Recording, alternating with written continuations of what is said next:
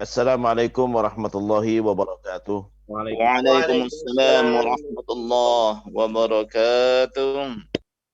Alhamdulillah wassalatu wassalamu ala Rasulillah sayyidina wa maulana Muhammad ibn Abdullah wa ala alihi wa sahbihi wa man tabi'ahu wa wala amma ba'd. Rabbi shrah li sadri wa yassir li amri wahlul 'uqdatam min lisani yafqahu qawli wahdi qalbi wa saddid lisani bihaqqi nabiyyika Muhammadin sallallahu alaihi wasallam. Allahumma la ilma lana illa ma 'allamtana innaka antal alimul hakim. Uh, kepada yang terhormat semuanya, para mamang-mamang ya, adik-adik, kakak-kakak yang hadir pada hari ini. Alhamdulillah, kita panjatkan puji dan syukur kehadirat Allah Subhanahu wa taala atas karunia dan nikmatnya. Hari ini kita masih diberikan kesehatan, masih dijaga iman dan Islam kita hingga kita dapat menjalankan aktivitas kita, terutama salat subuh dan juga hadir majelis ilmu pada pagi ini. Mudah-mudahan Allah Subhanahu wa taala berikan keselamatan kepada seluruh keturunan Kiai Agus Haji Abdullah ya, Kemas Haji Denci ya, dan seluruh keluarga besar dari wabah corona dan dari segala bala dan musibah, dan kita diberikan kebahagiaan dunia dan akhirat, dan diberikan usia yang panjang dalam ibadah kepada Allah Subhanahu wa taala. Keluarga kita Amin, dijadikan amin, keluarga amin. yang sakin, Allah ya rabbal mawaddah alamin. warahmah. Anak-anak kita dijadikan anak yang soleh dan soleha. Amin ya rabbal alamin. Salawat dan salam senantiasa kita sanjungkan kepada junjungan kita, pemberi syafaat kita, Nabi besar Muhammad sallallahu alaihi wasallam. Hari ini kita masuk kepada hadis yang ke-11. Hadis yang ke-11, An Abi Muhammadin. An Abi Muhammadin Al-Hasan bin Ali bin Abi Talib sibti Rasulullah sallallahu alaihi wasallam wa raihanatihi radhiyallahu anhuma qala hafidtu min Rasulillah sallallahu alaihi wasallam da' ma yaribuka ila ma la yaribuk, rawahu Tirmidzi wan Nasa'i wa qala Tirmidzi haditsun hasanun sahih. Ini hadis singkat ya, tapi isinya padat sekali ya. Ini salah satu hadis yang menunjukkan kelebihan Rasulullah Sallallahu Alaihi Wasallam. Yang dimaksud dengan kelebihan Rasulullah, salah satu kelebihan yang Allah berikan kepada Nabi kita Muhammad Sallallahu Alaihi Wasallam, beliau mampu mengungkapkan kata yang ringkas tapi maknanya luas. Jadi kata yang ringkas maknanya luas. Makanya kalau kita lihat hadis-hadis Nabi ya, singkat-singkat tapi maknanya luas sekali ya. Amal sesuai dengan niatnya ya. Hadis ini juga termasuk juga tinggalkan yang meragukan kepada yang tidak meragukan.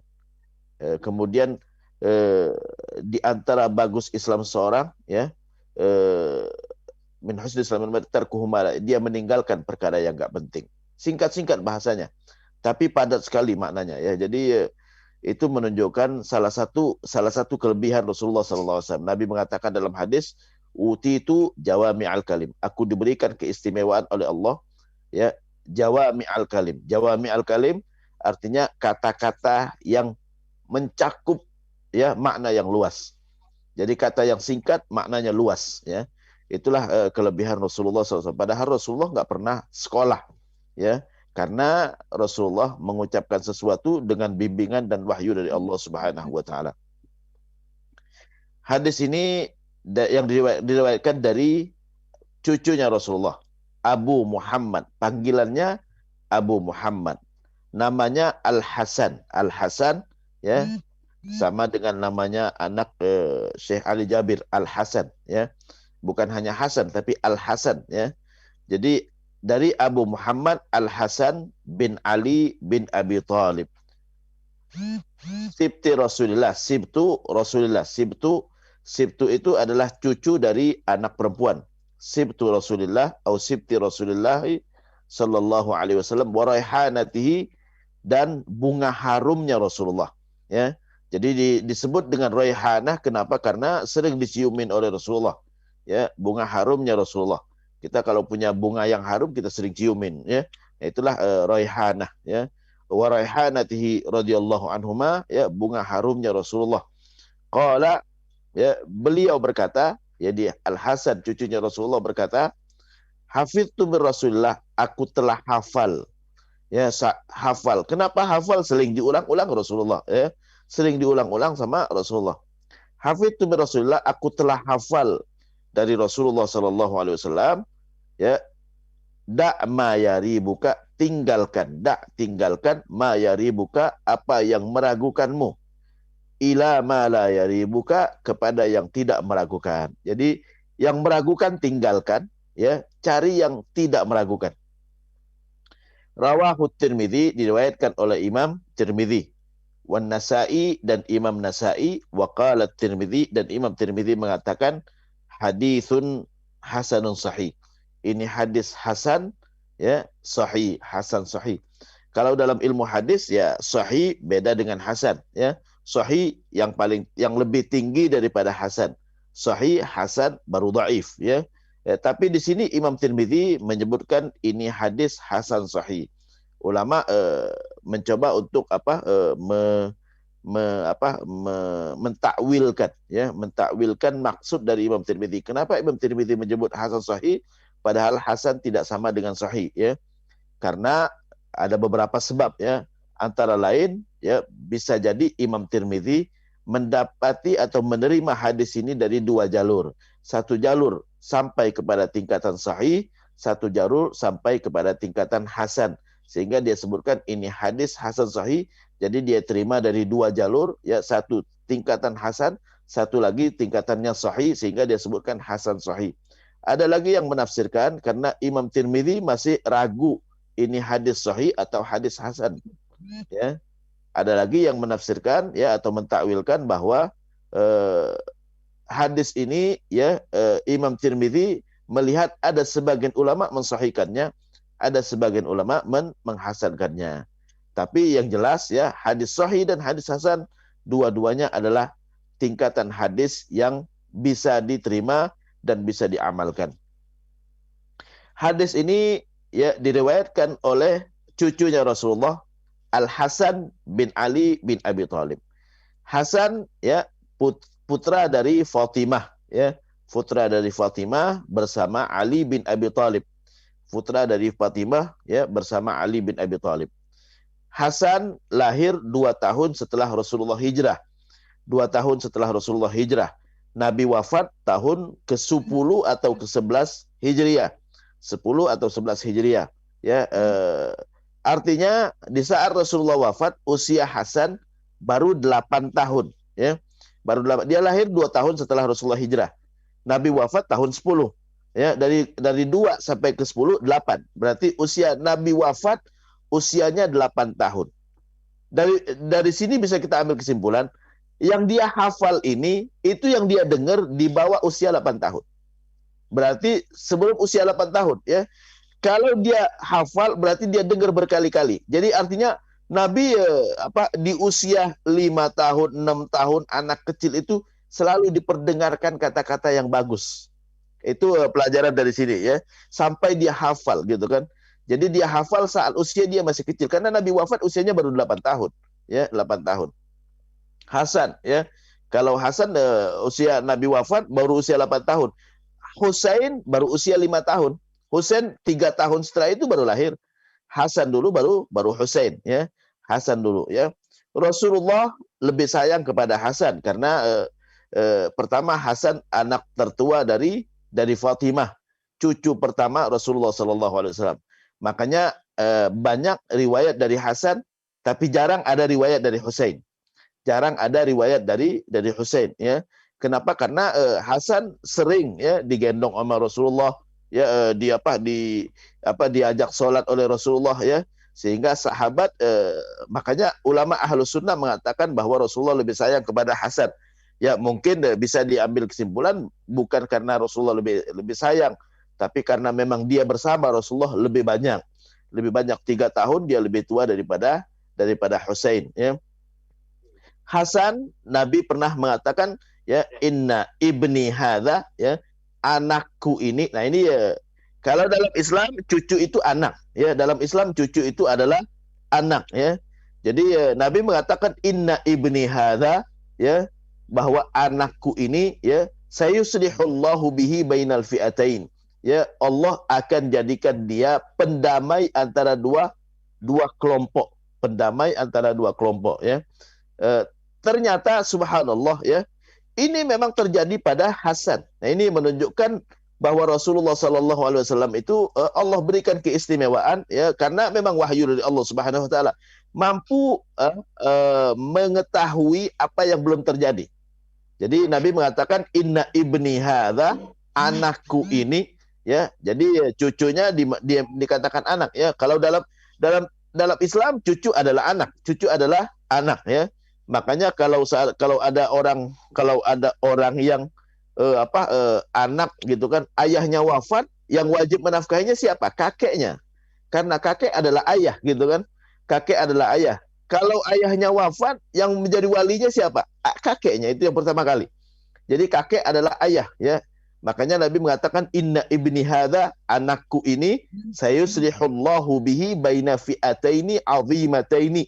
Ya, Allah akan damaikan ya dengannya dua kelompok yang besar. Siapa kelompok yang besar tersebut? Itu terjadi setelah Ali bin Abi Thalib wafat. Jadi Ali bin Abi Thalib ya di saat wafat ya terbunuh syahid ya. Ali meninggal terbunuh ya. Umar meninggal terbunuh, Utsman meninggal terbunuh, Ali meninggal terbunuh juga. Mata syahidan ya. Meninggal terbunuh setelah Ali bin Abi Thalib wafat ya. Umat Islam memberikan khilafah ya, artinya kedudukan sebagai khalifah pengganti Ali kepada Hasan. Ali bin Abi Thalib wafat ya, itu karena sengketa dengan Muawiyah. Kelompok yang pro dengan Muawiyah mengangkat Muawiyah lah yang berhak jadi khalifah. Sehingga ada dua kubu nih ya. Jadi mayoritas sahabat saat itu mengangkat Ali Hasan yang berhak untuk jadi khalifah. Itu tahun ke-40 Hijriah. Tahun 41 Hijriah. 41 saat itu usia Hasan 39 tahun. Usia Hasan 39 tahun.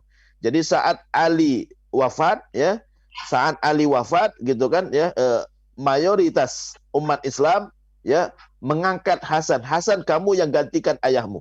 Ya. Tapi yang kontra dengan Ali, yang memihak kepada Muawiyah, itu mereka mengangkat Muawiyah. Muawiyah yang berhak untuk jadi khalifah, gitu kan? Nah, Hasan ya saat setelah menjabat sebagai khalifah, nggak lama setelah menjabat sebagai khalifah, dia langsung serahkan jabatan dia kepada Muawiyah. Muawiyah ya, kamu yang ambil jabatan khalifah, aku turun ya, lengser.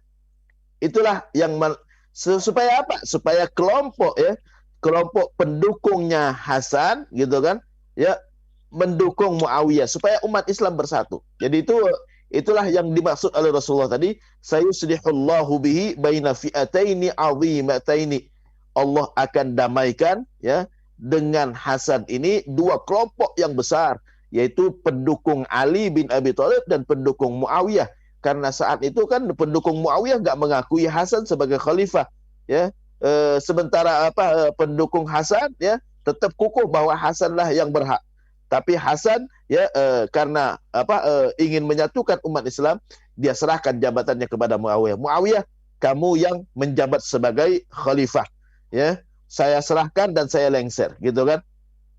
Dari Muawiyah turun kepada Yazid, ya. Jadi jabatan khalifah dari Muawiyah, sejak Muawiyah turun temurun kepada anaknya, cucunya, gitu kan ya. Nah, disitulah baru terjadi Husain. Husain protes ya, protes. Dulu Ali ya turun kepada Hasan lengser gitu kan, ya diserahkan kepada Muawiyah. Harusnya Muawiyah jangan turunkan kepada anak keturunannya. Husain protes. Nah, saat Husain protes gitu kan ya, makanya dia dibunuh ya. Dibunuh kenapa? Karena khalifah saat itu ya tidak betah dengan protes atau kontra dari Husain.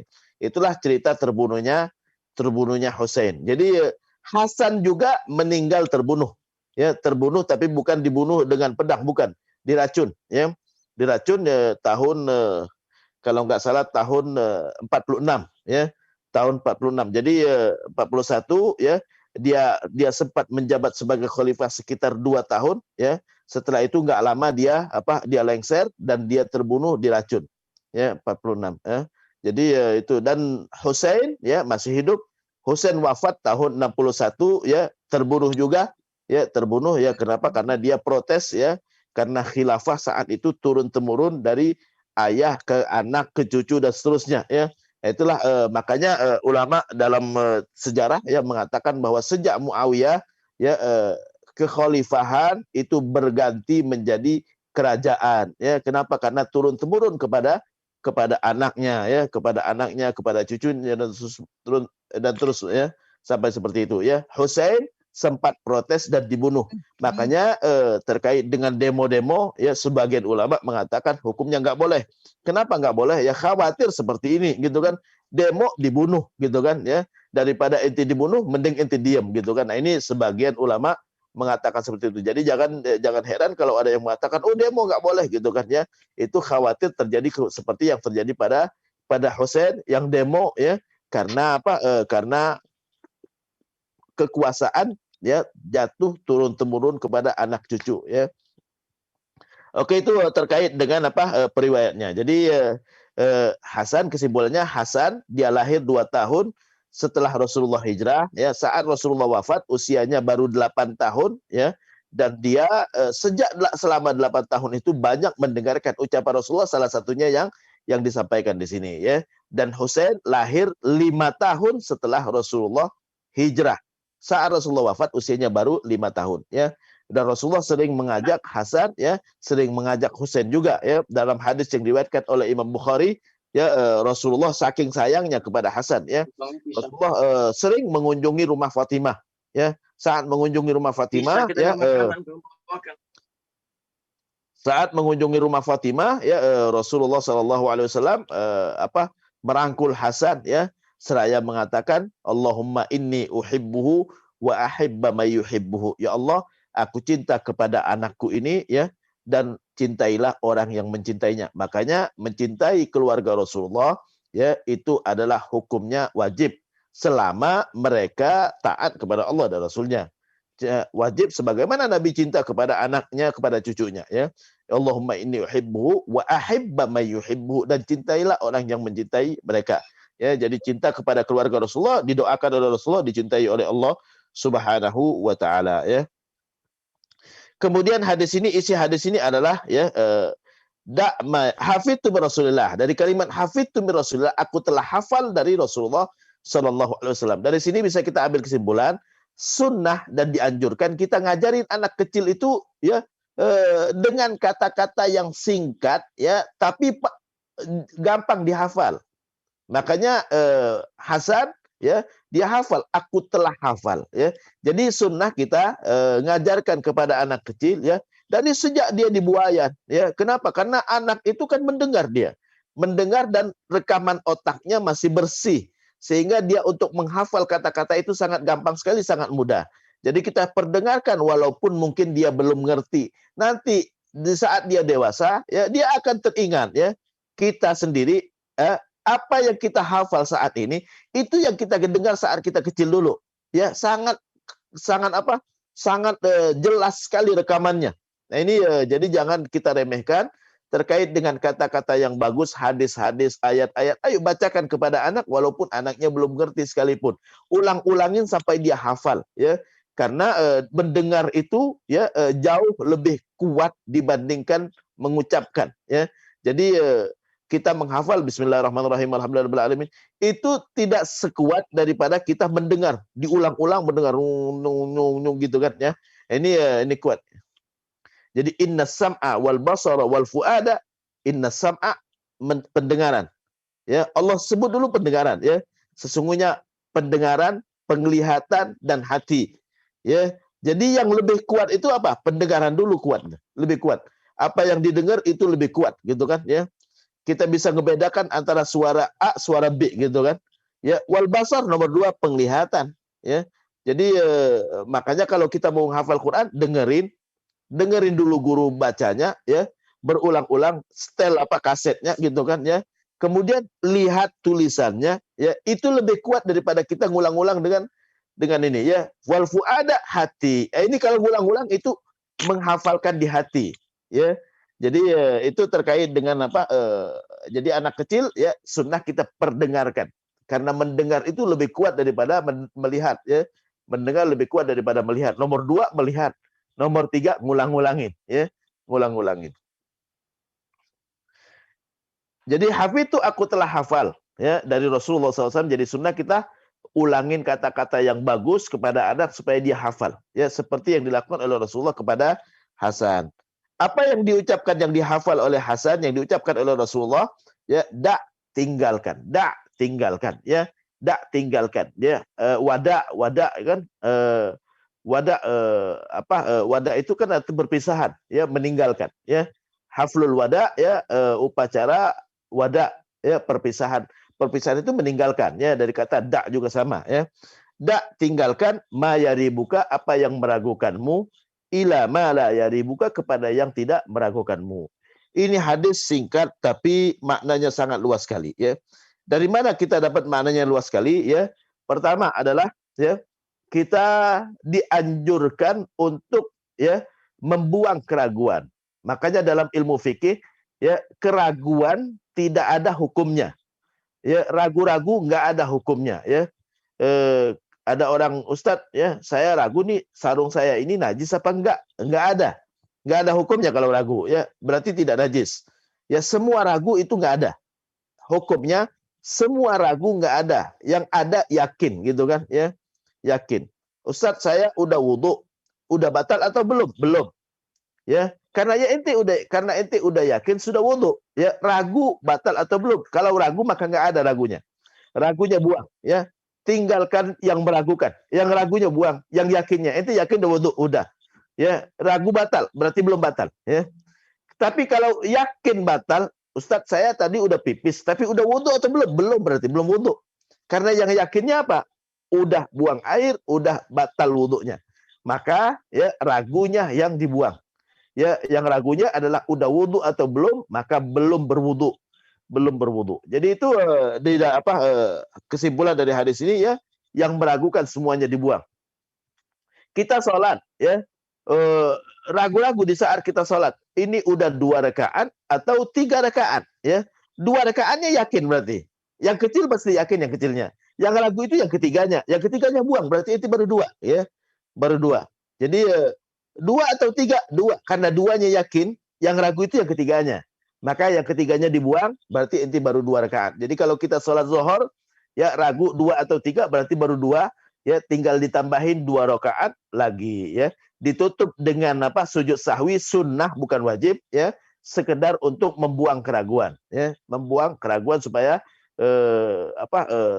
ragu-ragunya hilang, ya. Jadi itu keraguan nggak ada hukumnya, ya. Kita, ya, pernah suatu hari Umar Ibn Khattab lewat di gang kan, di gang suka ada air, ya, yang netes sisa hujan, ya, sisa hujan netes, ya, tiba-tiba kena bajunya Umar, ya, bajunya Umar. Sahabat yang di belakangnya, ya, nanya sama yang punya rumah, ini air apa ini, gitu kan, ya. Kata Umar, udah nggak usah ditanya, ya, nggak ada hukumnya kalau ragu, ya. Kalau yakin ini kencing, tinggal dicium aja. Pipis bukan, ya udah, ya, bukan. Jadi tinggalkan yang meragukan kepada yang tidak meragukan, ya. Jadi kalau kita menggunakan yang meragukan, banyak yang ragu-ragu kita, ya. Banyak yang ragu-ragu, ya. Jadi Ustadz, saya ini pakai sarung nih sholat, tapi ragu-ragu, jangan nggak ada hukumnya. Ente yakin udah dicuci sebelumnya? Udah. Ya, setelah itu ente ragu apakah kena najis atau tidak, maka tidak, ya. Jadi semua ragu itu tidak ada hukumnya, nggak ada, ya.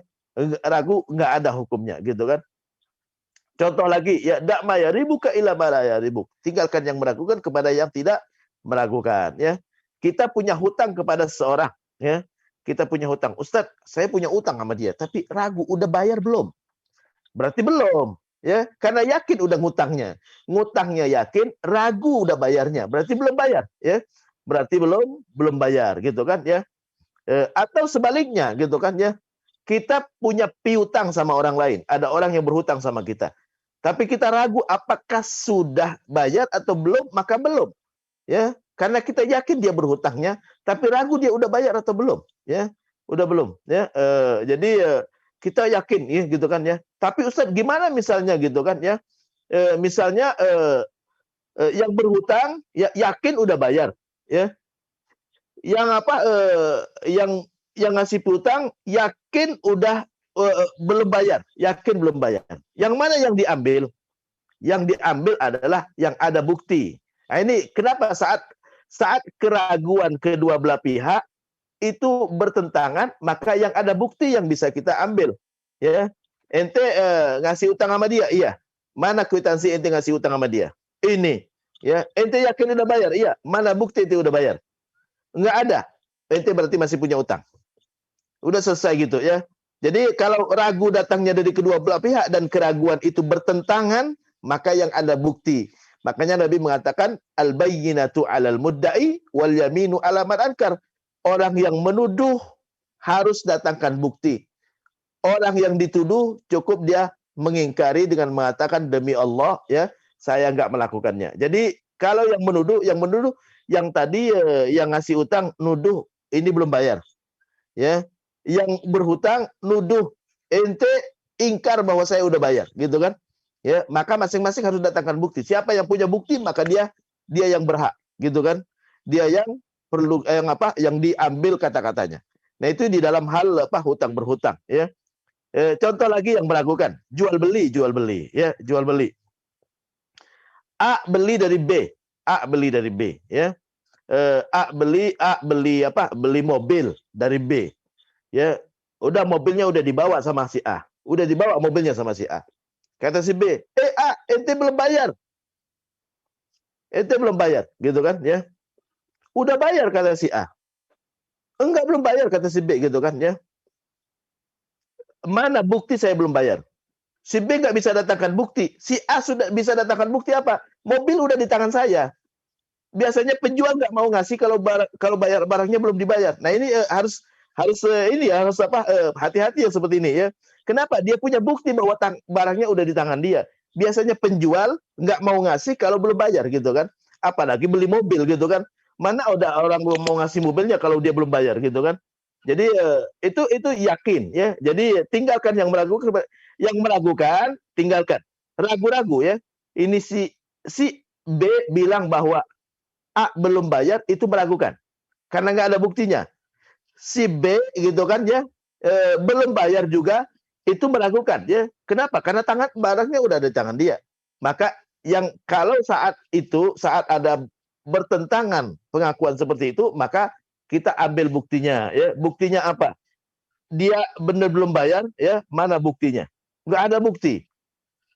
Itu udah bayar, mana buktinya? Ini barangnya udah di tangan saya. Ya, sertifikat BPKB STNK BPKB mobilnya udah di tangan saya. Itu bukti juga ya. Jadi itu salah satu bukti. Jadi yang punya barang tadi gitu kan, kecuali dia nuduh mencuri. Nah, ini baru. Ini nuduh belum bayar, lain lagi ceritanya ya. Biasanya penjual baru ngasih kalau udah bayar. Biasanya seperti itu. Al-adah, kan ini ada kaidah fikih. Al-adah muhakamah, kebiasaan jadi landasan hukum. Ya, biasanya orang nggak mau ngasih barang kecuali udah bayar dulu baru anda kasih barangnya gitu kan. Jadi itu salah satu bukti ya, bukti bahwa dia sudah bayar. Tinggal ya si penjual harus buktikan bahwa dia memang belum bayar. Mana bukti dari ente? Ya. Oh, ini ada perjanjiannya. Saya ambil mobilnya dulu gitu kan ya. Nanti bayarnya bulan depan. Nah, ini buktinya. Nah, ini baru kalau ada itu ya. Ini buktinya, dia bilang bahwa dia ambil dulu barangnya. Nah, ini baru ya. Kalau nggak ada bukti seperti itu, maka dia lepas barangnya nanti ya. Lepas barangnya. Jadi itu contoh daripada dakma ya dibuka, tinggalkan yang meragukan. Yang meragukan yang nggak ada bukti, yang meragukan juga yang nggak ada bukti ya. Dakma ya dibuka ila mala ya ribuk, kepada yang tidak meragukan ya. Dakma ya dibuka ila mala ya ribuk. Contoh lagi misalnya pernikahan ya. Dakma ya dibuka pernikahan ya. Ustaz gitu kan ya, apa hukumnya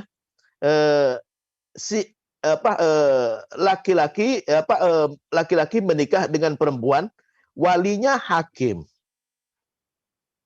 Emang kenapa ya? Kan ayahnya masih ada, berarti meragukan pernikahannya. Ya, kepada yang tidak meragukan, benar-benar dinikahkan oleh ayahnya baru nggak meragukan. Gitu kan? Jadi kenapa? Karena pernikahan itu menghalalkan yang haram. Jangan sampai kita nggak yakin halalnya gitu kan. Jadi kan banyak nikah itu langsung walinya hakim, nggak bisa seperti itu ya. Jadi harus dengan pernikahan yang yakin sah. Tinggalkan yang meragukan ya. Ustadz, boleh nggak itu walinya hakim ya, sementara orang tuanya masih ada? Boleh, tapi orang tuanya harus tahu, ayahnya harus tahu, gitu kan? Kalau ayahnya nggak tahu, maka nggak boleh. Kenapa? Karena yang berhak menikahkannya cuma ayahnya. Ya, wali itu adalah ayah ya, ayah. Jadi itu terkait dengan hal-hal yang meragukan ya. Termasuk ya, nah ini yang sering di masyarakat, kadang-kala di masyarakat ya, saksi-saksi nikah itu syaratnya harus orang yang baik, adil, istiqomah. Artinya kiai lah, ustadz gitu kan. Harusnya seperti itu. Nah ini kadang-kala, tapi nggak usah kita jadi waduh ini saya nikah dulu gimana gitu kan ya. Ini udah yang lalu biar berlalu. Ya harusnya saksi itu adalah kata Nabi, la nikaha illa biwaliyin wa syahidai adlin, dan dua saksi yang adil. Adil dalam bahasa Arab dan dalam istilah ilmu fikih, adil itu adalah orang yang bagus agamanya, istiqomah agamanya, akhlaknya bagus. Ya, kalau dia ngomong dipercaya, itulah orang yang adil. Jadi nggak sembarangan. Jadi saksi nggak harus dari keluarga. Nah ini yang kesalahan di masyarakat yang sering terjadi, ya menganggap saksi itu adalah perwakilan, bukan. Saksi bukan perwakilan dari pihak suami, dari pihak istri gitu kan, atau dari mempelai laki-laki dan mempelai perempuan, bukan. Tapi saksi adalah orang yang bagus agamanya, istiqomah, akhlaknya bagus, muslim udah pastilah ya. Itu orangnya syahidai adlin, adil. Adil itu apa? Adil itu orang yang layak jadi pemimpin. Itu namanya adil. Orang yang layak jadi pemimpin. Imam adil gitu kan. Jadi itu syarat daripada saksi harus adil. Nah ini kadang-kala di masyarakat ya saksi sepertinya perwakilan, bukan. Saksi bukan perwakilan, bukan. Saksi orang yang adil. Karena dulu di masa Nabi itu nggak ada buku nikah. Jadi kalau ada yang menikah harus saksinya adil. Kalau ada yang nanya, ente benar udah nikah? Iya, saksinya siapa?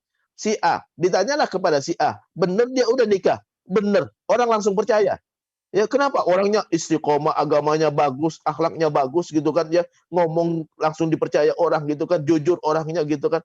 Itulah syarat harus saksi. Nah ini jadi buang yang meragukan. Jadi kalau ada yang nikah ya, saksi bukan perwakilan keluarga. Saksi adalah orang yang adil. Ya, orang yang adil. La nikah, tidak sah nikah illa biwaliyin wa syahidai adlin. Kalau saksinya meragukan ya, ini jadi menyebabkan apa? Nikah kita jadi meragukan. Bener nggak, sah nggak sih? Gitu kan. Jadi seperti itu ya. Tapi jangan, udah dah, yang lalu biar berlalu ya. Yang lalu biar berlalu. Yang akan datang ya harus pahamin bahwa saksi bukan perwakilan. Saksi adalah orang yang istiqomah agamanya. Ya, sholatnya berjamaah gitu kan ya. Ngerti hukum gitu kan ya. Kalau ngomong jujur dia nggak mau bohong gitu kan. Itulah orang yang berhak jadi saksi. Ya, wa syahidai adlin ya. Semua saksi disyaratkan seperti itu sebenarnya. Jadi adlin, saksi yang adil. Adil itu orang yang layak jadi pemimpin, itu namanya adil. Yang layak jadi pemimpin. Berarti agamanya harus bagus. Kadang-kala saksi nggak sholat gitu kan ya. Ini na'udzubillah ya. Jadi tinggalkan yang meragukan kepada yang tidak meragukan. Yang sesuai dengan hukum dah gitu kan. Yang yakin, benar-benar yakin. Yakin ya. Satu lagi yang meragukan juga. Di kita itu kalau akad nikah kadang-kala nggak ini ya. Harusnya ya bahasa Quran dan bahasa hadis. Ya, akad nikah itu pakai kalimat telah. Ya, pakai kalimat telah ya. Aku telah nikahkan engkau. Kenapa? Karena nikah itu menghalalkan yang haram. Ya, jangan sampai kita ragu-ragu ya. Aku telah berarti sudah terjadi. Aku nikahkan bisa jadi besok, bisa jadi lusa, bisa jadi tahun depan gitu kan. Ya, karena kalau dalam bahasa Arab ya, Allah Subhanahu wa taala menggunakan kalimat telah, Nabi menggunakan kalimat telah. Ya, di dalam Al-Qur'an, falamma qadha Zaidun minha wataran zawwajnakaha. Setelah selesai masa iddah ya, Zainab dari si Zaid ya, kami telah nikahkan engkau. Zawwajnakaha, kata Allah. Allah yang akan nikahkan langsung Rasulullah dengan Zainab. Zawwajnakaha, kami telah nikahkan engkau. Ya, Nabi juga saat menikahkan sahabat mengatakan ankahtukaha bima ma'aka minal Qur'an. Aku telah nikahkan engkau dengan dia. Ya, dengan mas kawin, ya, apa yang engkau hafal dari Al-Qur'an. Gitu kan? Jadi ya, kalimat telah, ya. Kenapa? Kalau dengan tidak kalimat telah jadi meragukan, ya. Jadi meragukan. Ya, kenapa? Karena kalimat aku nikahkan bisa besok, bisa lusa, bisa tahun depan. Tapi kalau aku telah, gitu kan? Kenapa? Karena nikah itu menghalalkan yang haram, harus dengan yakin, gitu kan? Dengan yakin, ya. Dulu saya akan nikah pakai bahasa Arab, ya. Saya minta pakai bahasa Arab supaya apa? Supaya dengan kalimat telah tadi itu, ya, ankahtukaha, zawwajtukaha. Itu pakai telah semua itu, ya.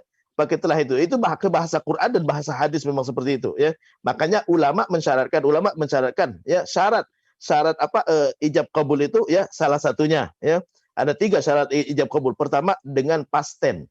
Past tense itu kalimat lampau. Ya, yang kedua, sinkron antara ijab dengan kabul. Yang ketiga, bersambung, artinya langsung setelah ijab langsung kabul, gitu kan? Itu syaratnya. Nah, ini supaya nggak meragukan. Nanti yang lalu biar berlalu dah. Yang lalu biar berlalu, nggak usah dipikirin lagi dah, ya. Yang lalu biar berlalu. Ya, selalu hukum itu illa ma qad salaf, kata Allah. Kecuali yang sudah berlalu, ya udah, nggak usah disesalin. Ya, anggaplah itu udah sah, ya. Jangan sampai kita ragu lagi, ya. Yang lalu udah sah dah, ya. Tapi yang akan datang perbaiki, ya. Yang akan datang perbaiki. Nah, ini penghulu-penghulu kita kadang-kadang nggak paham hukum seperti ini, ya. Jadi dia cuma menjabat penghulu tapi nggak paham apa syarat ijab kabul, gitu kan. Syarat ijab kabul dengan bentuk past tense atau dalam bahasa Arabnya fi'lul madhi. Ya, kenapa? Karena Quran pakai fi'lul madhi, hadis pakai fi'lul madhi. Ya, akad nikahnya, ya. Yang kedua, ya, harus sinkron antara ijab dengan kabul. Sinkron itu sama, gitu kan. Ya, aku telah nikahkan engkau. Ya. Yang satu lagi bilang, ya, aku terima jual belinya. Enggak sinkron berarti. Aku telah nikahkan engkau dengan Fatimah. Aku telah terima nikahnya dengan Khadijah. Enggak sama berarti, enggak sinkron, ya. Yang ketiga, nyambung. Nyambung di sini bukan berarti harus nyambung. Ya, aku telah nikahkan engkau dengan Fatimah dengan mas kawin 5 gram emas tunai. Aku bukan, ya, bukan begitu maksudnya. Artinya jangan dipisah dengan kata-kata yang lain. Nafas dikit nggak apa-apa lah, ya. Jadi habis tunai gitu kan, ya. Yang laki-laki nafas sih.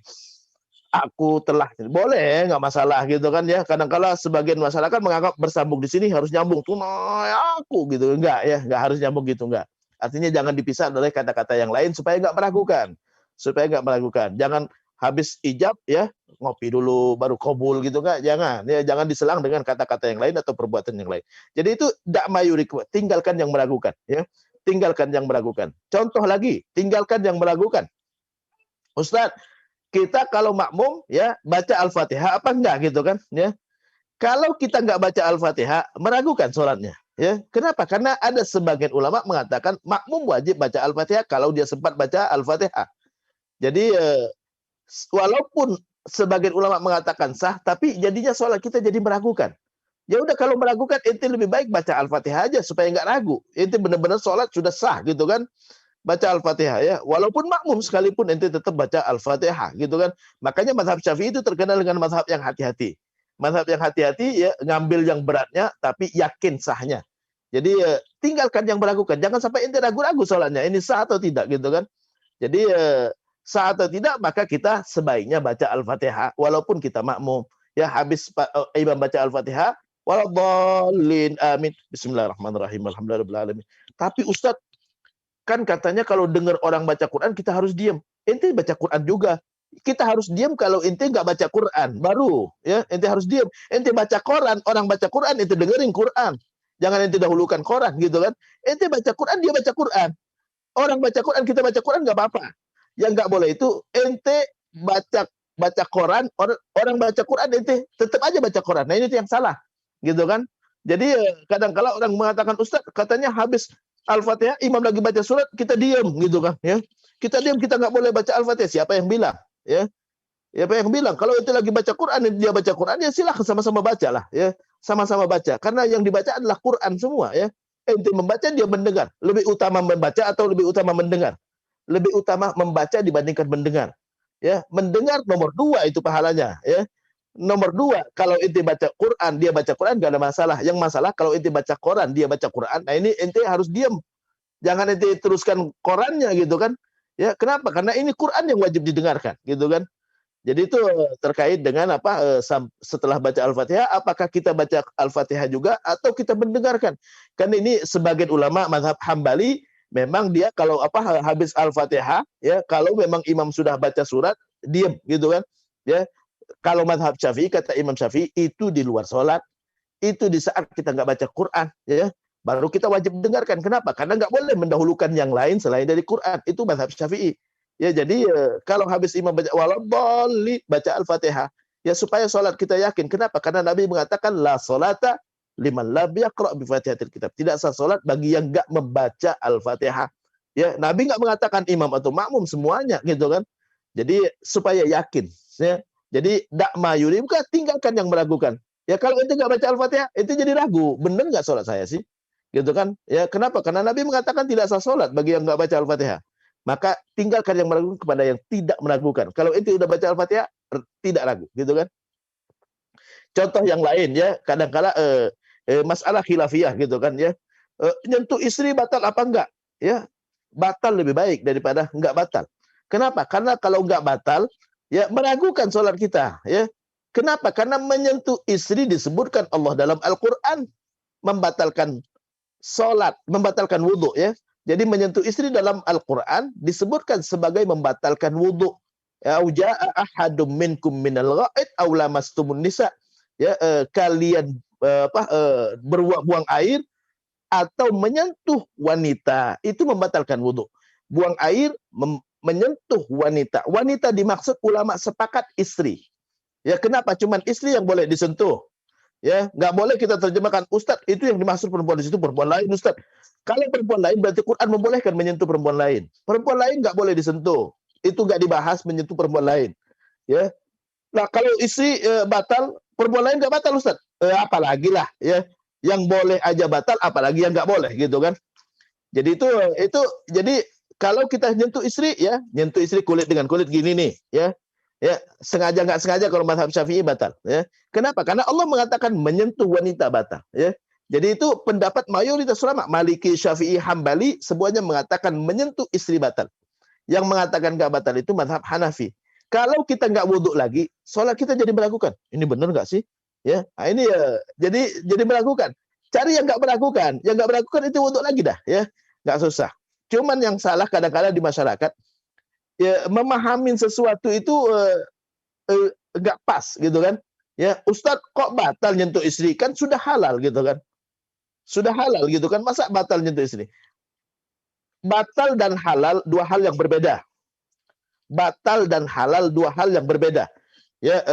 Air putih, air mineral halal kita minum, tapi kalau kita puasa batal. Kentut halal buat kita, tapi kalau kita kentut halal kentut, jangan ditunda kentutnya ya. Jangan ditahan-tahan kentutnya. Kalau ditahan kentutnya maka bisa bikin penyakit nanti ya. Halal itu kentut halal, tapi wudunya batal. Ya, menyentuh kemaluan sendiri bukan kemaluan orang lain ya. Menyentuh kemaluan sendiri ya. Kalau menyentuh kemaluan orang lain haram hukumnya ya. Jadi menyentuh kemaluan sendiri halal hukumnya, tapi batal sholatnya, batal wudunya, batal wudunya. Jadi halal dan batal dua hal yang berbeda. Rendang halal hukumnya, tapi kalau puasa batal, gitu kan? Ya, berhubungan suami istri halal, tapi kalau puasa batal, gitu kan? Kalau haji batal juga hajinya, ya gitu kan? Jadi halal dan batal dua hal yang berbeda yang kadang-kala orang tersamar, ya, tersamar. Seringkali saya ceramah-ceramah seperti ini, Ustaz kan istri sendiri halal, halal dan batal dua hal yang berbeda, ya. Kenapa nyentuh istri batal? Karena sumber nafsu, sama dengan menyentuh kemaluan. Sama dengan menyentuh kemaluan. Kita nyentuh paha nggak batal karena nggak nafsu kita. Nyentuh paha digosok-gosok nggak akan batal. Kenapa? Karena nggak nafsu. Ente gosok-gosok berkali-kali, tapi kalau nyentuh kemaluan, ya, ente sentuh sekali dua kali berontak dia, ya. Jadi itu sumber nafsu. Jadi semua yang menjadi sumber nafsu halal, batal wudunya. Jadi itu kadang-kala orang rancu dalam hal memahami ya. Ada ulama mazhab Hanafi yang mengatakan bahwa menyentuh istri nggak batal. Ya, kenapa dia tafsirkan kalimat menyentuh wanita dalam ayat Quran tadi? Ya, menyentuh di situ adalah hubungan suami istri. Tapi itu terjemahan yang terlalu jauh, ya. Itu terjemahan dengan makna majazi. Majazi itu makna yang tidak sebenarnya. Ya, kenapa diterjemahkan dengan makna yang tidak sebenarnya? Dia menyamakannya dengan cerita Maryam. Maryam saat dia hamil, ya, dia mengadu kepada Allah, ya Allah, anna yakunu li waladun walam yamsasni bashar. Bagaimana mungkin aku bisa punya anak sementara nggak ada satu laki-laki pun yang menyentuh aku. Nah, menyentuh di situ menyentuh yang bisa lahir anak. Menyentuh yang bisa lahir anak itu adalah hubungan suami istri. Dari sini dia dia nafsirkan menyentuh wanita dalam ayat wudhu sama dengan menyentuh ya wanita di dalam ayat yang Maryam tadi itu, ya. Tapi itu terjemahan jauh. Kalau dalam ilmu bahasa, dalam ilmu Al-Qur'an, ya, tidak boleh kita menerjemahkan bahasa Quran kecuali dengan bahasa yang sebenarnya, kecuali tidak mungkin kita terjemahkan dengan makna yang sebenarnya. Baru boleh kita pakai makna yang tidak sebenarnya atau makna majazi. Nah, itu artinya tinggalkan yang meragukan kepada yang tidak meragukan, ya. Saya kuliah di Madinah 4 tahun, di Maroko 14 tahun saya di Maroko, ya. Selalu nyentuh istri itu batal bagi saya, ya. Batal. Kenapa? Karena itu nggak meragukan, ya. Saya yakin sholat saya jadi sah. Ya, kalau ente ulang wudhu lagi, ya, yakin sholat ente sah. Tapi kalau ente nggak wudhu lagi, kemungkinan bisa salah ente ijtihad ente, ya. Ente ngikutin mazhab Hanafi bukan berarti mazhab Imam Hanafi itu imamnya rendah, enggak, ya. Itu ijtihadnya dia. Tapi logikanya saya udah sampaikan tadi, ya. Logikanya, ya, nyentuh istri, ya, walaupun halal, tapi halal dan batal dua hal yang berbeda. Ya, kita kentut halal, gitu kan. Kita pipis halal, buang air halal, tapi ya batal wudhunya, ya. Jadi yang Allah sebutkan di dalam Al-Qur'an terkait dengan yang batal, ya, buang air dan menyentuh istri. Nah, ini kadangkala ada orang mengatakan menyentuh istri nggak batal, tapi menyentuh kemaluan batal. Padahal itu satu paket. Mazhab Hanafi yang mengatakan bahwa menyentuh istri nggak batal, dia mengatakan menyentuh kemaluan nggak batal juga. Yang mengatakan menyentuh istri batal sengaja nggak sengaja, menyentuh kemaluan sengaja nggak sengaja batal juga. Satu paket itu, ya. Yang mengatakan bahwa menyentuh istri, kalau mazhab Maliki sama Hambali, menyentuh istri batal kalau sengaja, menyentuh kemaluan batal kalau sengaja, ya. Kalau nggak sengaja maka nggak batal juga. Nah, ini satu paket, ya. Cuman kadang-kala ada orang mengatakan, oh, nyentuh istri nggak batal, ya, nyentuh kemaluan batal. Loh, kok bisa beda gitu kan? Padahal satu paket itu, ya, satu paket. Nah, ini tinggalkan yang meragukan kepada yang tidak meragukan. Jadi contoh lagi ya, satu lagi dah, ya, yang meragukan kepada yang tidak meragukan, ya. Ada orang gitu kan, ya, lagi cekcok suami istri gitu kan, ya. Tiba-tiba kata istrinya, "Mas, kamu bilang cerai sama saya?" "Enggak," kata suaminya. "Enggak, tadi kamu bilang cerai." "Enggak." Berarti dia nggak sadar mengucapkan cerai. Ya, berarti cerainya meragukan. Kalau cerainya meragukan maka tidak cerai, ya. Tapi kalau cerai dia yakin mengucapkan cerai maka cerai, ya. Karena kalimat cerai nggak bisa dipermainkan. Kalau kita ucapkan maka terjadi talak, ya, main-main ataupun serius kata Nabi. Ya, salatu kalimatin jidduhunna jiddun wa hazaluhunna jiddun. 3 kalimat, ya, di main-main. Hukumnya serius, apalagi hukumnya serius. Jadi itu terkait dengan hal yang meragukan. Jadi tinggalkan yang meragukan kepada yang tidak meragukan. Islam hanya menghukumi hal-hal yang tidak meragukan. Yang tidak meragukan. Adapun yang meragukan tidak ada hukumnya, buang langsung, ya, dibuang. Ya, kenapa? Karena kalau kita berpegang kepada yang meragukan terus itu menyebabkan hati kita was-was. Ya, was-was. Kalau was-was itu tidak ada hukumnya. Jadi sama dengan orang sholat gitu, Allah, salah lagi niatnya. Allah, ini buang yang ragu-ragu begitu, buang. Ya, harus biasakan dengan yakin. Ya, oke, demikian. Mudah-mudahan bermanfaat. Wabillahi taufiq wal hidayah wal afu minkum jami'an. Wassalamualaikum warahmatullahi wabarakatuh. Waalaikumsalam warahmatullahi wabarakatuh. Nah, silakan yang mau bertanya. Oh iya. Coba nak nanya dulu. Ya. Pertama yang berkaitan dengan masalah nikah tadi. Ada nggak syarat kalau saksi itu mesti mengenal mempelai yang akan nikah? Seperti kalau seandainya laki-lakinya itu, apakah dia benar-benar sudah dudo, betino, apakah dia benar-benar sudah janda atau tidak? Nah, kalau seandainya tidak kenal persis, takutnya khawatirnya betino itu belum janda, masih punya suami ketika dia nak nikah. Nah, ada syarat itu kira-kira seorang saksi itu. Nah, kemungkinan kebanyakan di masyarakat ini, makanya yang baik keluarga itu, yang mana saksi ini sudah tahu persis dengan mempelai itu, terutama mempelai wanitanya. Kalau yang sudah janda, kan. Jual janda atau masih punya suami. Kalau masih punya suami kan tidak boleh. Nah, itu satu. Nah, kemudian yang kedua, yang tadi akad tadi, aku telah nikahkan engkau. Nah, sedangkan itu akan berlangsung kan? Akan berlangsung. Nah, kalau telah nikahkan berarti sudah dinikahkan. Oke. Memang bahasa Arabnya memang fi'il madhi. Nah, kemudian yang ketiga, yang masalah batal tadi, wudhu tadi kan keraguan. Seandainya kita ragu, aku ini kentut apa tidak. Nah, biasanya galak, mencari pembuktian, kentut apa tidak. Kalau kentut kan dianya berbunyi, kemungkinan salah satunya indikatornya. Atau Atau bau. mambu kan. Mambu. Ternyata ada kate bunyi. Ada kawan juga sebelahnya, ada kate kok kentut tadi. Mambu juga ada kate. Sudah yakin tidak batal berarti. Nah, berarti keraguan itu dihilangkan dengan ngambil yang positif, bukan ngambil yang negatifnya. Iya, kan? betul. Ngambil yang positifnya. Jadi kalau mambu tidak kate, berbunyi tidak kate, tidak batal berarti. Nah, itu terima kasih. Oke, makasih ya. Aku jawab dulu. Oke, terima kasih ya. Jadi terkait dengan saksi ya. Saksi itu menyaksikan kejadian, ya, bukan dia menghukumin kebenaran, bukan. Ya, jadi ini perempuan yang dinikahin benar nggak dia sudah janda gitu kan? Ya, atau laki-laki ini benar nggak dia belum nikah gitu kan?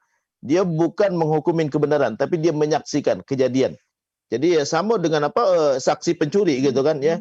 Dia benar mencuri, iya, saya melihat dia ngambil barangnya. Ya, adapun itu barangnya benar barang dia atau bukan barang dia, itu bukan urusan dia. Dia bukan membenarkan. Jadi dia cuma menyaksikan kejadian. Ya, benar itu sudah menyaksikan dia melakukan akad nikah, iya. Tapi yang dinikahin itu bukan urusan saya itu. Saya menyaksikan terjadi akad nikah, gitu kan? Itu saksi. Jadi saksi itu fungsinya menyaksikan kejadian, bukan menguji kebenaran, bukan. Ya, bukan menguji kebenaran. Termasuk juga, jadi saksi itu fungsinya apa? Menyatakan bahwa pernikahan sudah terjadi dan dia sudah akad nikah di depan saya, gitu kan? Adapun orangnya benar-benar orang yang boleh dinikahi atau benar-benar laki-laki yang sudah masih bujang, ya itu bukan urusan dia. Termasuk juga yang kesalahan di masyarakat, saksi bukan dia berfungsi untuk melihat mas kawin. Jadi mas kawin nggak usah diperlihatkan ke saksi, bukan tugas dia itu. Dia tugasnya adalah menyaksikan adanya akad nikah. Itu aja saksi. Saksi itu cuma tugasnya satu, ya, menyaksikan akad nikah. Jadi kalau ada yang ditanya, mereka udah akad nikah? Iya. Tapi yang dinikahin bukan urusan saya itu. Saya menyaksikan mereka akad nikah. Ya. Adapun yang dinikahin itu benar sebagai perempuan yang belum punya suami atau enggak, ya, itu bukan urusan saya. Saya menyaksikan dia akad nikah. Itu aja, ya. Jadi ini yang banyak persepsi di masyarakat yang salah, ya. Jadi terkait dengan saksi, ya, dia menyaksikan kejadian. Beda kalau dia menjadi saksi bahwa perempuan tersebut memang belum punya suami, lain lagi ceritanya itu. Ya, itu misalnya ada A mau nikahin B, nikahin perempuan. Ya, ini perempuan benar nggak dia belum punya suami? Ya, saksinya siapa gitu kan? Ya, ini saksinya, ya. Dia dari kecil sampai besar itu sama saya nggak pernah nikah sama sekali. Nah, ini dia saksi atas bahwa perempuan itu, lain lagi ceritanya, itu bukan saksi akad nikah, bukan. Jadi saksi hanya menyaksikan kejadian. Jadi dia cuma diminta untuk menyaksikan kejadian. Jadi benar udah akad nikah antara si A sama si B, iya. Dia berakad nikah di depan aku, gitu kan, selesai, ya. Jadi itu aja fungsi daripada saksi. Bukan tugas saksi yang kadang-kala di masyarakat gitu kan, saksi sampai ini saksi coba lihat ini mas kawinnya, bukan urusan dia. Mas kawin sama dengan nafkah pemberian suami yang wajib kepada istri saat akad nikah, ya, boleh, ya, kalau nafkah pemberian suami kepada istri setelah akad nikah. Itu cuma bedanya di situ. Jadi kalau mas kawin, pemberian suami kepada istri saat akad nikah, kalau nafkah, pemberian suami kepada istri untuk memenuhi kebutuhannya setelah akad nikah, gitu kan. Jadi sama kasusnya. Jadi nafkah nggak ada orang yang menyaksikan, ya. Jadi itu antara suami istri aja dah. Ente kasih di belakang aja dah, ya. Nggak harus saya nyaksikan. Yang penting ente kasih, gitu kan. Sama aja dengan nafkah. Yang penting suami ngasih nafkah kepada istrinya. Adapun berapa nggak perlu orang tahu, bukan urusan mereka. Jadi mas kawin, ya nafkah itu sama hukumnya. Tidak perlu disaksikan oleh siapapun. Itu pemberian suami yang wajib kepada istrinya. Ya hanya mereka berdua yang nyepakatin. Ayo sepakatin antara kalian berdua. Ya itu bukan urusan kita. Ya. Nah ini yang kadangkala di masyarakat banyak yang nggak paham seperti ini. Ya sehingga kadangkala ini mas kawin saksi tolong lihat sampai digigit-gigit emasnya. Nah ini berlebihan. Ya bukan urusan ente lah mas kawin. Ya. Jadi kalau kadang-kala di masyarakat malah kadang-kala supaya mas kawinnya kelihatan besar, dipinjemin, enggak perlu lah ya. Itu udah antara suami istri. Dengan mas kawin mas kawin pun tidak wajib disebut saat akad nikah. Jadi bagaimana mungkin harus disaksikan oleh saksi. Tidak wajib disebutkan di dalam akad nikah ya. Jadi boleh disebutkan ya, lebih baik disebutkan memang supaya nggak terjadi sengketa nanti, supaya nggak cekcok ya, baru nikah aja udah cekcok nanti, oh mas kawinnya kok segini gitu kan. Jadi maka sebaiknya disebutkan. Tapi kalau nggak khawatir cekcok ya udah nggak usah disebutkan ya, nggak usah disebutkan. Itu terkait dengan saksi. Jadi saksi tidak harus mengenal pasangan yang dinikahkan, baik laki ataupun perempuan. Mereka cuma menyaksikan kejadian ada akad nikah antara wali dengan mempelai laki-laki. Yang kedua ya, tentang akad tadi ya, akad itu aku nikahkan ya karena belum nikah gitu kan. Enggak, akad nikah itu untuk hukum setelah akad. Jadi bukan untuk saat akad, itu bukan. Untuk hukum setelah akad, bahwa perempuan ini sudah halal untuk disetubuhi sama suaminya gitu kan, atau sudah halal mereka berhubungan suami istri. Jadi hukum itu untuk yang setelah ya. Jadi makanya menggunakan fi'il madhi. Supaya apa? Supaya yakin bahwa yang setelah itu memang sudah benar-benar halal. Sudah benar-benar halal ya. Kenapa? Karena kalau dalam bahasa Arab fi'il mudhari itu bentuk yang tidak ada kalimat telah ya, telah, atau ada kalimat akan. Itu namanya fi'il mudhari. Jadi sekarang dan akan datang itu namanya fi'il mudhari. Kalimat fi'il mudhari yang tidak jelas bentuk lampaunya, yang tidak ada kalimat lampaunya, itu berlaku untuk sekarang dan akan datang. Jadi untuk 10 tahun lagi ya, saya mau haji gitu kan, itu bisa 10 tahun lagi bisa ya. Saya berniat haji, bisa 10 tahun lagi bisa ya. Bisa 10 tahun lagi, bisa 20 tahun lagi gitu kan ya. Saya mau berhaji gitu kan ya. Ya begitu juga saya nikahkan ya, bisa besok, bisa lusa gitu kan. Jadi benar nggak ini sudah halal ya, supaya yakin sudah halal, maka menggunakan bentuk fi'il madhi. Semua akad di dalam ilmu fikih, semua akad dalam ilmu fikih harus menggunakan kalimat telah. Itu syarat ya. Semua akad dalam ilmu fikih harus menggunakan kalimat telah, karena hukum yang berlaku setelahnya supaya yakin sudah berlaku gitu kan. Jadi itu terkait dengan akad tadi. Jadi itu yang sering di masyarakat ya, kadang-kala nggak terlalu konsen dengan ini. Kalau di Arab itu udah dipastikan dengan fi'il madhi dengan bentuk lampau ya. Kalau di Arab pasti dengan bentuk lampau, itu syarat, karena syarat akad itu 3 tadi ya, dengan bentuk lampau, sinkron antara ijab dengan qabul ya, dan bersambung, artinya tidak diselang oleh kata-kata dan perbuatan yang lain. Yang ketiga mambu termasuk yang meyakinkan ya. Jadi kita kentut atau enggak? Ya, enggak kentut sampai yakin. Yakin itu tandanya ya, dengar suaranya atau nyium mambunya ya. Jadi nyium mambunya. Mak mano kalau kita tidak nyium mambunya, tahu-tahu yang lain nyium mambunya ya. Yang diminta kita ya, kita jadi yakin enggak gitu kan.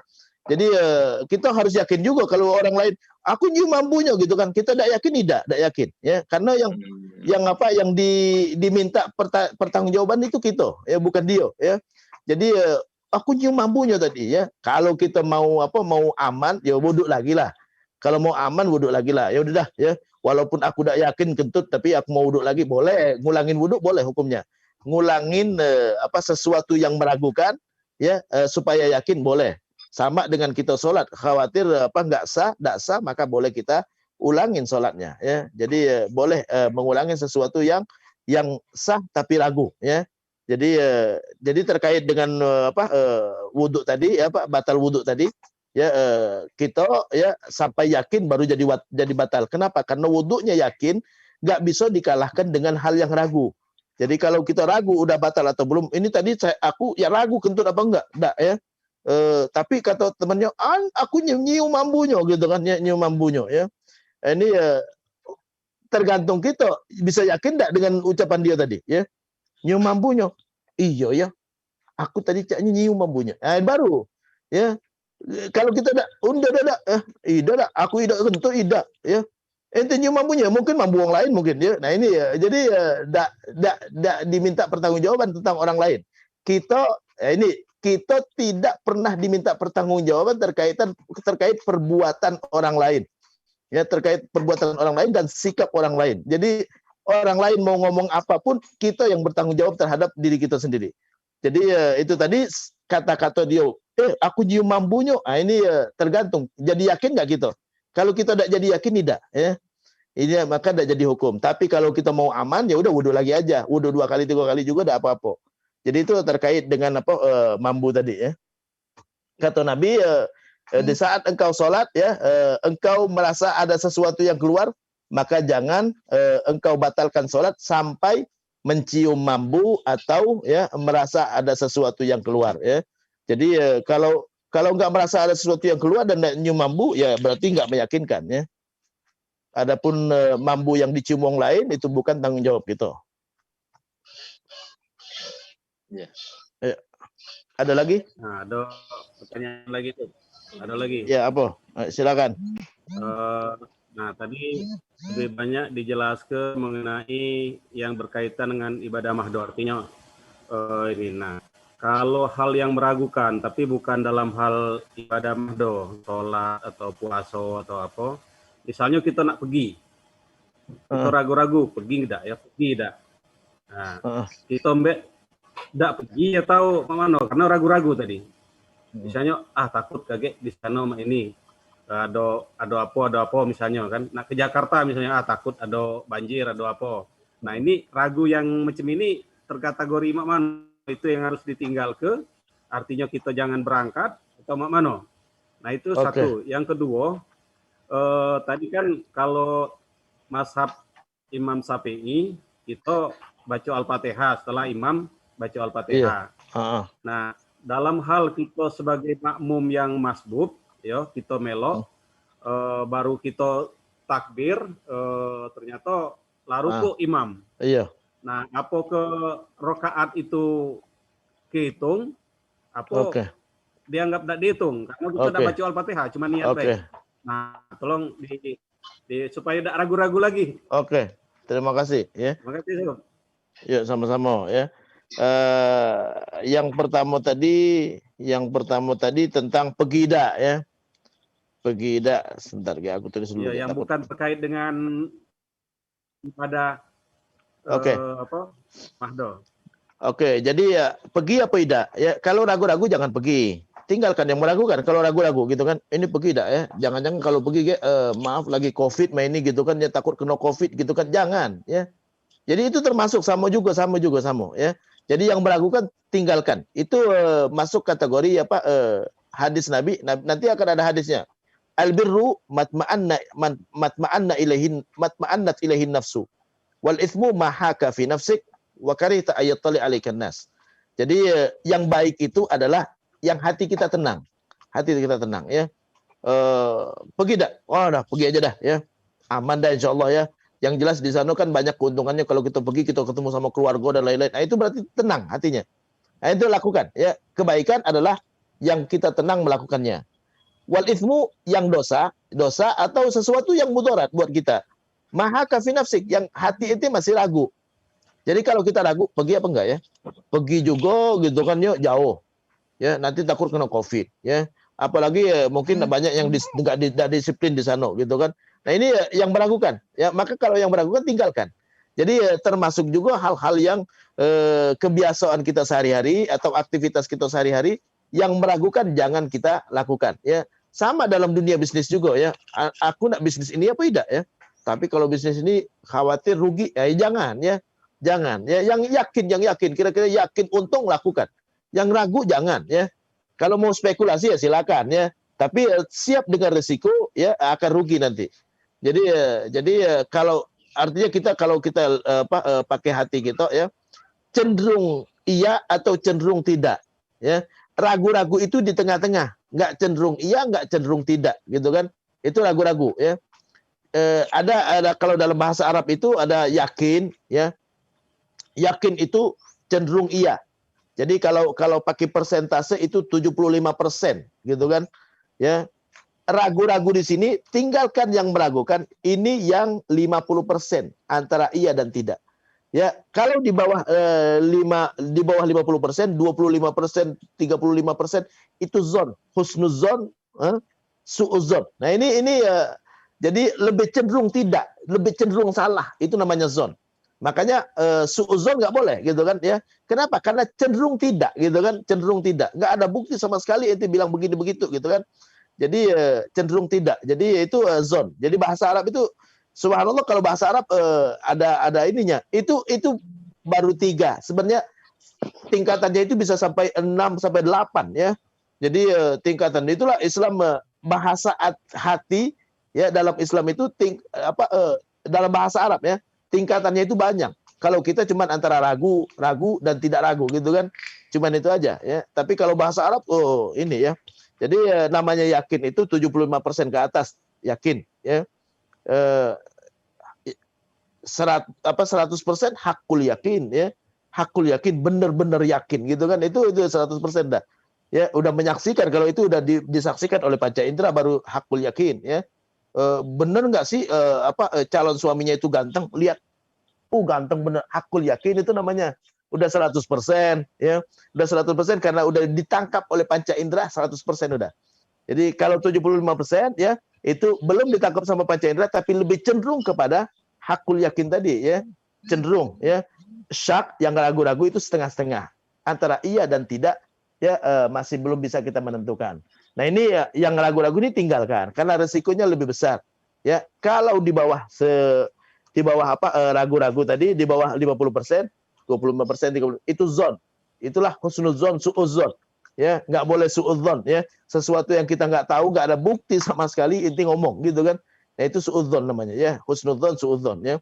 Jadi itu terkait dengan jadi yang meragukan dalam kebiasaan kita sehari-hari juga ditinggalkan. Kemudian yang berikutnya, apa hukumnya kalau kita baru takbir Allahu Akbar, imam sudah ruku. Nah, ini kalau ini ada hadisnya. Kalau ini ada hadisnya ya, Nabi ya saat ditanya oleh sahabat terkait dengan orang yang seperti tadi ya. Jadi baru takbir, imam sudah ruku ya. Kata Rasulullah, idza raka'a farka ya. Fa qiraatul imam qiraatul lak ya. Kalau imam sudah ruku, maka rukuklah.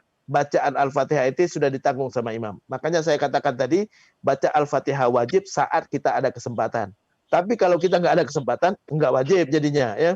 Jadi kita Allahu Akbar. Yang dimaksud punya kesempatan, kita masih bisa baca Al-Fatihah. Imam lagi baca surat, kita masih bisa baca Al-Fatihah, masih punya kesempatan karena imam belum ruku. Tapi kalau imam sudah ruku, tinggalkan Al-Fatihahnya. Ya, semuanya ditanggung sama imam. Ya, fa qiraatul imam qiraatul lak. Jadi itu terkait dengan baca Al-Fatihah tadi ya. Maka gugur kewajiban kalau kita nggak punya kesempatan, memang nggak ada kesempatan. Bukan imam sedang baca surat. Ya.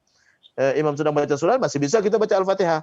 Tapi kalau imam udah ruku, nggak bisa baca Al-Fatihah lagi, ketinggalan rukunya. Ya. Jadi itu terkait dengan pertanyaan yang kedua. Ada lagi? Terima kasih. Sama-sama. Balik dulu. Ada lagi? Inilah jam 7 kurang seperempat ini. Iya. Ya, jadilah dulu. Nak duluan ya? Payu. Ayo, Nah, ayo, dulu. ayo. Ayo, udah apa-apa. Nak kumo. Ayo. Heeh.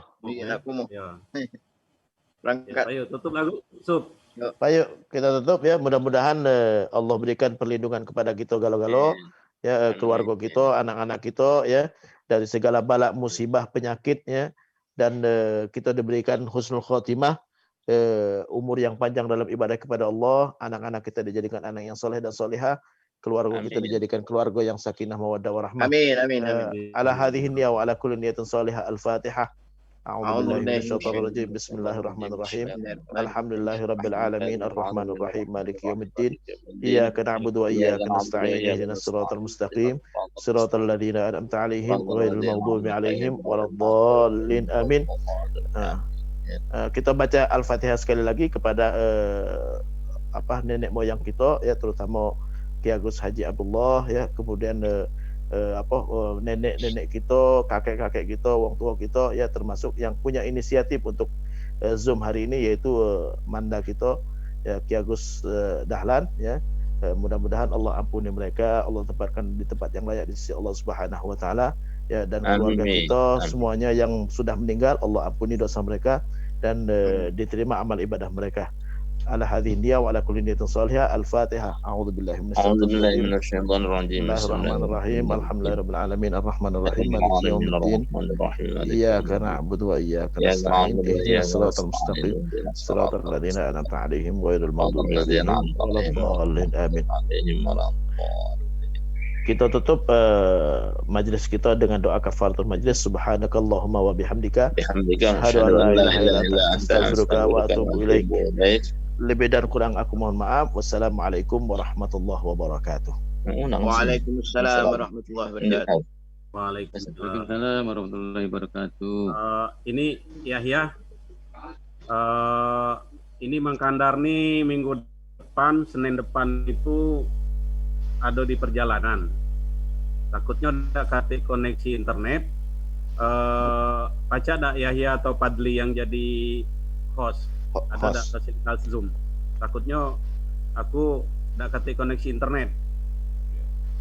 Enggak apa-apa. Karena di Senin depan itu rencana ada di Jogja. Jogja. Di mana?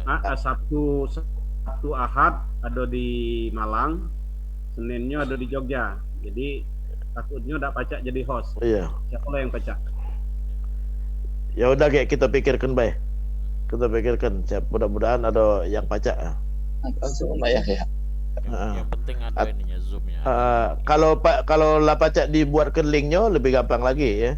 Dibuatkan linknya terus kayak yang bukanya Yahya gitu kan, lebih gampang lagi. Pacak, tapi kalau tidak,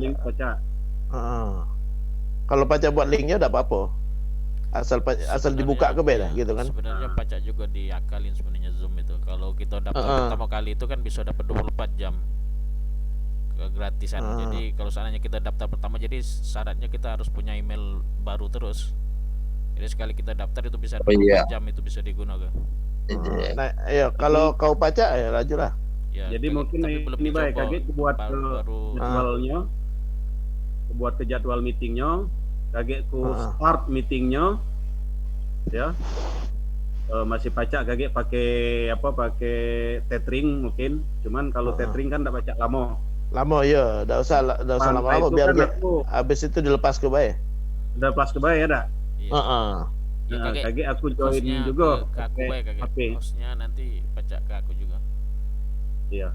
Ya kakek ini Mang Kandar yang bukanya nanti kalau seandainya ada masalah nanti pindahkan aja hostnya ke aku kan. Iya. Iya siap. Ya. Iya. Ya. Untuk Pak Agus, terima kasih Pak Agus hadir di pengajian rutin kita. Ini temannya Mang Mudahlan. Iya. Sama-sama, terima kasih juga, syukron. Jazakallahu khair. Iya. Ya, dan istri saya juga ada ikutan, alhamdulillah, Irmayanti. Alhamdulillah. Ya, ini insya Allah inisiatif dari almarhum ini kita akan lanjutkan terus sampai tuntas ke hadis yang ke-40. Kalau setelah selesai mungkin kita cari lagi apa yang akan dibahas. Dan kami senang Pak Agus tetap bisa bersama kita di pengajian ini, sehingga silaturahim walaupun lewat Zoom antara teman-teman almarhum dengan kerabat keluarga almarhum masih bisa berjalan. Terima kasih sekali lagi Pak Agus. Ya, sama-sama. Terima kasih juga kami sudah diundang dan mudah-mudahan kita diberikan kesempatan oleh Allah untuk terus bisa mengadakan silaturahim seperti ini yang sangat berguna sekali. Tadi terkait ada pembicaraan masalah ini ya. Saya pernah untuk Zoom gitu kan. Saya pernah coba dengan Google Meet. Tapi semua harus punya Google Meet download gitu ya. Nah, itu bisa tanpa batas dan jumlahnya katanya bisa sampai 1000-an orang. Misal kita tentukan aja nanti kita min satu mengundang. Kalau gitu. Google Meet asal punya aplikasinya. Iya betul. Jadi di itu download lebih dulu. lama. Iya. Oke, itu aja. Ya, terima kasih Pak buat semuanya. Alhamdulillah, jazakallahu khair. Assalamualaikum warahmatullahi wabarakatuh. Waalaikumsalam. Ini ada apa nih aku manggilnya? Mangci atau apa nih dengan Dr. Abdullah nih? Mana ininya?